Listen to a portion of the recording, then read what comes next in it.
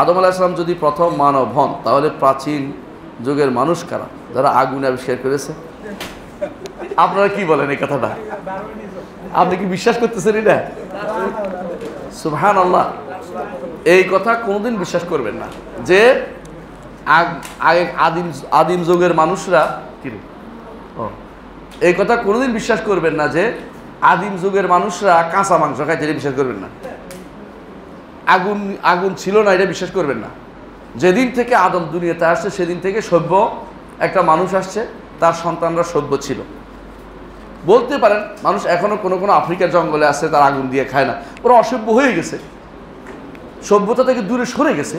তাই বলে অসভ্য চিন্তা ভাবনা যদি আপনার মাথার মধ্যে আসে যে একটা যোগে মানুষ কি ছিল, প্রস্তর যোগ, অগ্নিযোগ, গর্ত যোগ, গুহা যোগ, এগুলো ফালতু কথা। এগুলি বিশ্বাস করার তো ঈমান নষ্ট করা।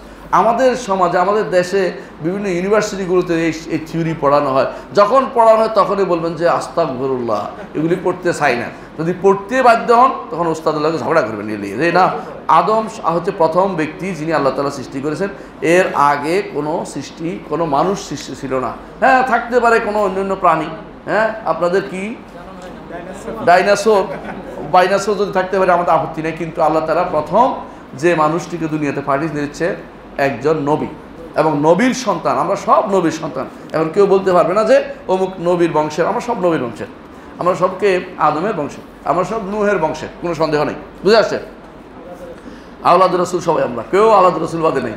কেউ আলাদা রসুল করে আলাদা কোনো নিতে পারবে না, কি আলাদা কোনো অ্যাডভান্টেজ নিতে পারবে না। বুঝে আসছে? সুতরাং আপনি যে বলছেন যে এর আগে প্রাচীন যুগে মানুষ যারা আগুন আবিষ্কার করেছে, ভাই আগুন প্রথম দিন থেকে আল্লাহ তাআলা সুন্দর করে তার নবীকে শিক্ষা দেওয়ার জন্য জিবরিলকে পাঠাইছেন। জিবরিল সব শিখাইছে কীভাবে, এমনকি প্রথম মৃত্যুটার কথা কোরআনে আসছে, তাই না? প্রথম মৃত্যু কীভাবে করবে আল্লাহ কাক পাঠাইয়ে দিয়ে শিখিয়ে দিয়েছে, যে কীভাবে দাফন করতে হয় সেটাও শিখিয়ে দিয়েছে। সুতরাং আপনি মনে করছেন না খেয়ে তারা ফলমূল খেয়ে থাকতো, আর কিছু নাই, আগুন দিয়ে খাইতো না, এটা মিথ্যা কথা। এটা ঠিক। আপনি ভালো করে জানেন যে হিন্দুদের বই আছে একটা, নাম কি? বেদ। বেদের মধ্যে আপনারা যারা বলে যে বেদ অনেক পুরাতন, তা সেখানেই আছে 200 সূক্ত আগুনের প্রতি নিবেদিত। হ্যাঁ, 250 সূক্ত আগুনের প্রতি নিবেদিত, আর 200 সূক্ত ইন্দ্রের প্রতি নিবেদিত। ইন্দ্র মানে সূর্য। বোঝা গেল তখনকার দিনেও মানুষ কি করত? আগুন ছিল, আগুন ছিল, আগুনের তারা পুজো করতো, নাউজুবিল্লাহ। কিন্তু আমাদের যারা আমাদের দিন ইসলাম তো আরও আগের, এরা তো পরিবর্তিত, ভুল করে নষ্ট হয়েছে, আমরা এটা বলে থাকি। আমাদের ইসলামের যে এটা আগুন অবশ্যই ছিল। ওই কথা শুদ্ধ না। আওয়াজ বিন উনুক নামে এক ব্যক্তি আসছিল, যা আসমান পর্যন্ত লম্বা আসছিল। তো কি করতো? সে মাছ ধরা উপরে সূর্যের মধ্যে দিয়া পড়াই ফেলতো, তারপরে খাইতো। এগুলি মানুষের বানানোর কথা, এগুলো শুদ্ধ না, বুঝছে? এই কাহিনী কিন্তু বনি ইসরায়েলের কথার মধ্যে আছে। তো ওরা বানোয়াট কথা দিয়ে আমাদের যুবক সমাজকে নষ্ট করতেছে। ওরা মাঝে মধ্যে কিছু একটা ফাইলে বলে এই হাড্ডি এত কোটি বছর আগে, তোরা এটা কেমনি হিসাব করতে বলছে? দেখা তো ভালো করে তার একটা অঙ্কের কথাও ভুল হয়েছে, এই জন্য অঙ্ক 10টা বেড়ে গেছে ঘর। আসলে হয়তো এত বছর, পৃথিবীর বয়স এত বছর হয়েছে, তোমার কেনা কিছু আল্লাহ তাআলা যন্ত্র সৃষ্টি করেছে। হ্যাঁ, পৃথিবী এত বছর আগে মানুষের যন্ত্র হয় নাই, পাথরটা তো থাকতে পারে, সন্দেহ নাই, অন্য কিছু। কিন্তু মানুষ প্রথমকে আদম হয়েছে। হ্যাঁ, সর্বোচ্চ 1 লাখ বছর হইবে, কথা বলতেছি।